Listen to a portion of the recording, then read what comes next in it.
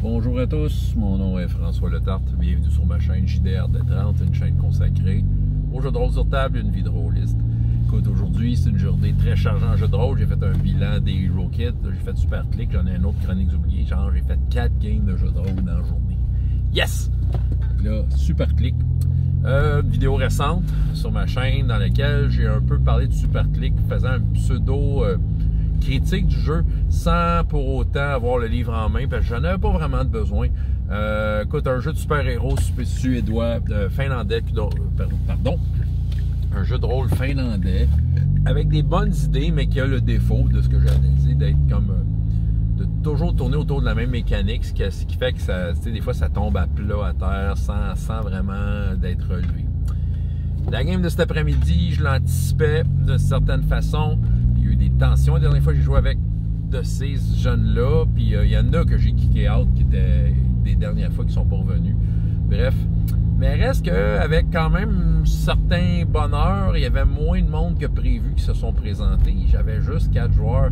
Hey, juste 4 joueurs. Pour moi, ça fait longtemps que ça n'arrive pas arrivé, ça, 4 joueurs. Fait que ça allait bien, 4 joueurs. Sérieusement. On a fait la procédure Super Click, on sort les fiches, on détermine quelle catégorie de pouvoir qu'ils ont, ils inventent le pouvoir, ils dessinent leur costume, parfait. Ils ont décidé de s'appeler l'équipe Takis Lakers. Écoute, les noms c'était hilarant. Il y en a un qui s'appelait Stratus, il y en a un qui s'appelait Zigzag, l'un qui s'appelait LeBron James, puis l'autre s'appelait le frère Tic. Faire comme c'est le vrai jumeau du frère Toc, c'est frère Tic Toc. Il y avait tous des pouvoirs assez comiques, on va dire en affaire. On a ri. T'sais, on s'entend, là, faire du Super Click, c'est pas très sérieux, c'est un peu un délire, là, c'est pour rigoler beaucoup. C'est un one-shot de super-héros dans lequel il se passe plein d'affaires. Moi, j'ai pris quelque chose que j'ai trouvé, en fait, dans la scénariothèque. De temps en temps, je vais fouiller là. Scénariothèque, une belle source pour du jeu de rôle. Si vous ne connaissez pas, scénariothèque.org, il y a plein de jeux qui sont représentés là. Et j'avais trouvé ça. Écoute, il y a Cthulhu dans l'histoire. Puis là, c'est dans une plateforme de forage. Ils ont creusé trop creux dans la mer. Ça a libéré Cthulhu qui avait été enterré là par les Atlantes. Mais les Atlantes ne sont pas là parce qu'Atlantide est tombée. Fait que là, voilà. Fait que là, ils sont dans la merde. Cthulhu arrive, il y a des tsunamis, le monde vient fou, pis tout ça. Ça a été une série de batailles après bataille avec un peu d'intrigue, mais pas trop. Quoi, c'est une game qui a quand même duré rien que 2 heures, tu sais, puis en tant que tel, avec la création de personnages comme 1h30, 1h45, ça s'est bien fait, ça s'est bien déroulé. Ben c'est ça qui arrive. Les dernières fois, j'avais mis un peu mon pied à terre. Il y avait des habitués que, tu sais, je les ai donné tout plein de chances, tout plein de façons de dire, essayez de vous améliorer. Ça marchait pas, je les ai kické out, Chris a apparu.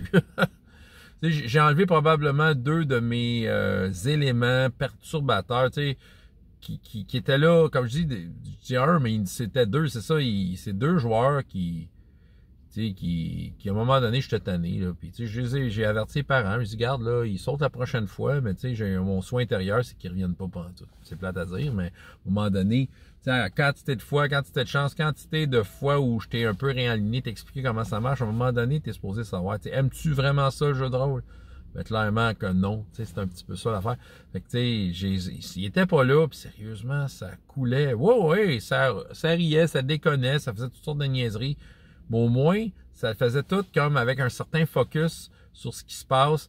Moi, j'étais capable de faire rebondir quand je voyais un joueur qui était un peu moins là, qui semblait un peu perdu. J'étais capable de le rattraper facilement, surtout que j'en avais un que c'est la première fois de sa vie qui essayait ça.